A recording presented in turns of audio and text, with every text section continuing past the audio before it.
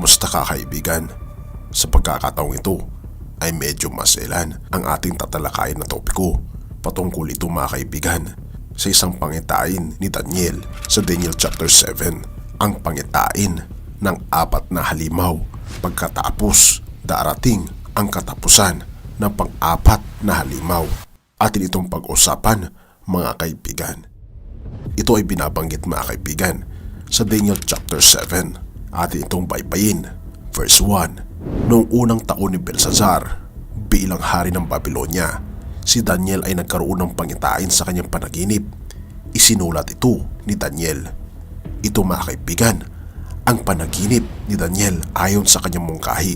Isang gabi, nakita ko na kabi-kabila ay binabayo ng malakas na hangin ang malaking dagat.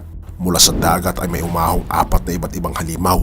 Ang una ay parang leon, ngunit may mga pakpak ng agila. Habang ako'y nakatingin na bunot ang mga pakpak nito, umangat ito sa lupa at tumayong parang tao. Binigyan ito ng isip ng tao. Ang ikalawa naman ay parang oso. Ang dalawang paa lamang nito sa huli ang inilalakad at may kagat pang 3 tadyang. May tinig ng nag-utos dito, sige, magpakasawa ka sa karne. Ang ikatlo ay kahawig ng leopardo. Ito'y may 4 na pakpak sa likod tulad ng sa ibon, 4 din ang ulo at binigyan ito ng pangyarihan.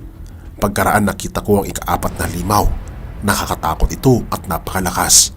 Bakal ang ngipin nito at niluluray ang anumang makagat at tinatapakan ang matira doon. Kakaiba ito sa 3 nauna sapagkat ito'y may 10 sungay. Pinagmasdan kong mabuti ang mga sungay at nakita kong may tumutubo pang isa. Ang 3 sungay ay napunot upang magkaroon ng puwang ang sungay na tumutubo. Ang sungay na ito ay may mga mata na tulad sa tao at may bibig na nagsasalita ng sobrang kayabangan. Habang ako'y nakatingin, mayroong naglagay ng mga trono na upo sa isa sa mga ito ang nabubuhay magpakailanman. Puting-puti ang kanyang kasuotan at gayon din ang kanyang buhok. Ang trono niya ay naglalagablab at ang mga gulong nito ay nagliliyab. Parang bukal ang apoy na tumadaloy mula sa kanya. Pinaglilingkuran siya ng milyon-milyon. Bukod pa sa daan-daang milyon na nakatayo sa harap niya, humanda na siya sa paggawad ng hatol at binuksan ang mga aklat. Dahil sa sobrang kayabangan, sinasabi ng sungay, muli akong tumingin at nakitang pinatay ang ika-4 na hayop at inihagis ito sa apoy. At iba namang halimaw ay inalisan ng kapangyarihan, ngunit binigyan pa ng panahong mabuhay. Patuloy ang aking pangitain. Nakita ko sa alapaap sa langit ang parang isang tao. Lumapit siya sa nabubuhay magpakailanman. Binigyan siya ng kapamahalaan, ng karangalan at ng kaharian upang paglingkuran siya ng lahat ng tao sa bawat bansa at wika. Ang pamamahala niya ay hindi magwawakas at ang kanyang kaharian ay hindi mawawasak. Ito mga kaibigan, ang pangitain ni Daniel. At bigla nga siya mga kaibigan na nagising at siya ay nabagabag kung ano ang ibig sabihin ng kanyang panaginip.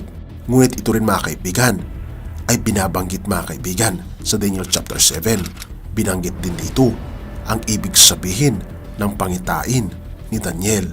Kung ating mapapansin mga kaibigan sa ating pinag-usapan nung nakaraan sa pangitain ni Haring Nebuchadnezzar sa Daniel chapter 2, ito rin ay tumutukoy mga kaibigan sa mga kaharian na babangon bago darating ang kaharian ng Diyos. Kung ating mapapansin kasi mga kaibigan, ang leon mga kaibigan na nakita ni Daniel ay tumutukoy rin sa lugar ng Babylonia. Dahil ang leon sa Babylonia mga kaibigan ay ang ibig sabihin nito ay hari ng lahat ng mga hayop. Ibig sabihin, siya rin ang tinatawag na head of gold. Ang ibig sabihin mga kaibigan ng pakpak sa pangitain mga kaibigan ay sumisimbolo sa kung gaano kalakas at kabilis gumalaw at sumakop ng ibang bansa ang lugar ng Babylonia. Dahil kilala mga kaibigan si Haring Nebuchadnezzar na greatest conqueror at talagang napakabilis niya mag-conquer ng iba't ibang mga bansa. Ngunit siya mga kaibigan ay pinalitan ng Medo-Persia. Ito ay tumutukoy rin mga kaibigan sa silver na chest at mga kamay ng imahe na tumutukoy rin mga kaibigan sa Daniel chapter 7, ang oso. Dahil kung ating makikita at mapapansin, meron siyang 3 tadyang sa kanyang bibig na tumutukoy sa 3 malalaking mga bansa na kanyang nasakop. Isa na dito ang Babylonia. Natalo niya ang Babylonia. Natalo rin niya mga kaibigan ang Lydia at maging ang Egypt at kung bakit oso mga kaibigan ang ginamit sa pangitain ay dahil napakalaki mga kaibigan ng teritoryo na nasakop ng Medo-Persia. Ang pangatlo mga kaibigan ay ang Grecian Empire. Sila ay namuno sa panahon ng 331 BC hanggang 168 BC sa pamamagitan ni Alexander the Great na tumutukoy rin mga kaibigan sa kapa na bronze ng imahe sa Daniel chapter 2. Kung ating mapapansin kasi mga kaibigan, ang leopardo ay tumutukoy mga kaibigan sa kung gaano kagiting na mandirigma si Alexander the Great at kung bakit apat ang kanyang mga pakpak ay ibig sabihin mga kaibigan nito ay mas mabilis silang lumusob at kinongker ang buong teritoryo ng Medo-Persia at tinalo nila ito na habang bata pa si Alexander the Great. Ngunit pagkatapos na mamatay ni Alexander the Great ay nahati sa apat na pamahalaan ang buong teritoryo ni Alexander the Great. Ito ang kanyang apat na general, si Cassander, Lysimachus, Ptolemy at Seleucus. Pagkatapos nito mga kaibigan, sa Daniel chapter 7 verse 7, pagkatapos nito ay may nakita ako sa pangitain sa gabi at narito ang ikaapat na hayop, kakilakilabot at makapangyarihan at totoong malakas at may malaking mga ngiping bakal, nananakmal at lumuluray at niyuyurakan ang kanyang mga paa, ang nalabi at kaiba sa lahat ng hayop na nauna sa kanya at siya'y may 10 sungay. Kung ating mapapansin mga kaibigan, sa apat na hayop na ito, tapos na ang Babylonia, pagkatapos Medo-Persia, tapos Grecian Empire. Ano ang sumunod mga kaibigan? Walang iba kundi ang Roman Empire. Tinatawag rin ito mga kaibigan na Iron Kingdom. Sila ay namuno mula 168 BC hanggang 476 AD. Siya mga kaibigan ay may 10 sungay na tumutukoy sa divided Europe na ating napag-aralan mga kaibigan sa last nating topic sa Daniel chapter 2. Kung hindi mo pa ito napapanood ay panoorin mo mga kaibigan. Ang title nito ay Ang Huling Presidente. At balik tayo mga kaibigan sa ating topiko, ang Roman Empire mga kaibigan. Ito ang pang-apat na hayop na nakakatakot na nakita ni Daniel. At bakit nakakatakot mga kaibigan?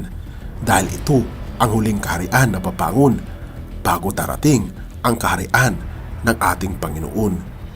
At kung ating mapapansin, binabanggit dito mga kaibigan, dinudurog nito sa kanilulunok ang lahat ng abutan at tinatapakan ang matira. At kung ating mapapansin mga kaibigan sa verse 8, pinagmasdan kong mabuti ang sungay at nakita kong may tumutubo pang isa. Ang 3 sungay ay nabunot upang magkaroon ng buwang, ang sungay na tumutubo. At ang sungay na ito ay may mga mata na tulad sa tao at may bibig na nagsasalita ng sobrang kayabangan. Kung ating mapapansin mga kaibigan, ang 10 sungay ay rumirepresent mga kaibigan sa 10 mga hari at 10 kaharian na binabanggit din sa Daniel chapter 7. Sa verse 24, dito, ang 10 sungay ay kumakatawan sa 10 hari ng kahariang ito. Sa gitna nito'y lilitaw ang isa, kakaiba sa mga nauna, at 3 hari ang kanyang pababagsakin. Kung ating mapapansin mga kaibigan, 3 kaharian sa Europa ang nawala. Ito ang Ostrogoths, Heruli at Vandals dahil ayaw nila na mamuno ang maliit na sungay na ito, ang maliit na kaharian ito, kaya sila ay pinatanggal sa kasaysayan. Pinatay sila at wala nang nalabi kahit isa sa kanila. At isa itong kaharian mga kaibigan na naghari-harian at punong-puno raw ng kayabangan. Sino kaya mga kaibigan ang maliit na sungay na ito? Atin itong pag-uusapan sa susunod na topiko. Ngunit ano mga kaibigan ang sumunod? Pagkatapos nito, nakita mga kaibigan ni Daniel na dumating ang ating Panginoon. Sa verse 9, habang ako'y nakatingin, mayroong naglagay ng mga trono na upo sa mga ito at nabubuhay magpakailanpaman. Puting-puti ang kanyang kasuotan at gayon din ang kanyang buhok. Ang trono niya naglalagablab at ang mga gulong nito'y nagliliyab. Parang bukal ang apoy na tumataloy mula sa kanya. Pinaglilingkuran siya ng milyon-milyon. Bukod pa sa daan-daang milyon na nakatayo sa harap niya, humanda na siya sa pagkawad ng hatol at pinuksan ang mga aklat. Ito mga kaibigan ang parating na huling kaharian, ang kaharian ng Diyos na binabanggit mga kaibigan. Ang ating Panginoon ay parating na siya ay nakaupo sa kanyang trono na naglalagablab mga kaibigan. At sa kanyang pagdating mga kaibigan, habang naghari-harian ang maliit na sungay na ito, sa verse 11 binabanggit niya dito, dahil sa sobrang kayabangang sinasabi ng sungay, muli akong tumingin at nakitang pinatay ang ikaapat na hayop at inihagis ito sa apoy. Oo mga kaibigan, kinuha ng ating Panginoon at inihagis niya sa apoy dahil sa sobrang laki ng kasalanan niya laban sa ating Panginoong Diyos. Habang ang ibang mga halimaw mga kaibigan ay inalisan ng kapangyarihan, ngunit binigyan pa ng panahong mabuhay.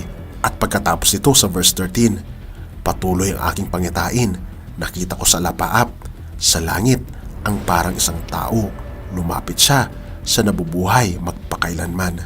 And verse 14, binigyan siya ng kapamalaan, ng karangalan at ng kaharian upang paglingkuran siya ng lahat ng tao sa bawat bansa at wika, at ang pamamahala niya ay hindi na magwawakas at ang kanyang kaharian ay hindi mawawasak. O mga kaibigan, ito ang pangitain ni Propetang Daniel bago darating ang kaharian ng ating Panginoon. At kung ating makikita, tayo na mga kaibigan ay nabubuhay sa pang-apat na hayop sa pamumuno ng maliit na sungay na ito, ang maliit na bansa na ating tatalakayin sa susunod na mga panahon. Ngunit ang importante mga kaibigan, ang pang-apat na hayop ay tumutukoy sa buong Europa, ang pamumuno ng sungay, ang kahariang dadatnan ng ating Panginoon bago niya hukman ang buong sanlibutan. Mga kaibigan, malapit na tayo sa pagdating ng ating Panginoon. Handa ka na ba? Nais mo bang tanggapin ang ating Panginoon sa pagkakataong ito? Kung nais mong tanggapin ang ating Panginoon, ay i-type mo naman sa comment section ang iyong saloobin at ipapanalangin kita. Ama naming banal, nais po namin na isurrender ang aming puso sa inyo. Gabayan kami Panginoon, tulungan kaming makita ang katotohanan at sundin kung ano ang katotohanan. Salamat Panginoon sa inyong pagmamahal sa amin. Aking nang isinusuko mula ngayon ang aking puso at tanggapin si Kristo na mamuhay sa aking puso. Salamat Panginoon, at ito ang aking samot dalangin sa pangalan ni Jesus. Amen. Bago natin ipagpatuloy kaibigan, siya nga pala ang Great Controversy na isa sa mga pinaka-kontrobersyal na libro dahil tumutukoy ito sa mga propesiya sa libro ng Daniel at Revelation na nagaganap na sa panahon natin ngayon bago ang pagdating ng ating Panginoong Diyos ay pinamimigay na namin ng libre sa pamamagitan ng PDF. At ito ay nasa limited lamang na panahon, kaya i-click mo sa description sa baba upang ma-avail mo kaibigan ang napaka-importanteng libro ito na magbubukas sa iyo sa mas maliwanag mong hinaharap. Purihin ang ating Panginoong Diyos at tayo magpatuloy.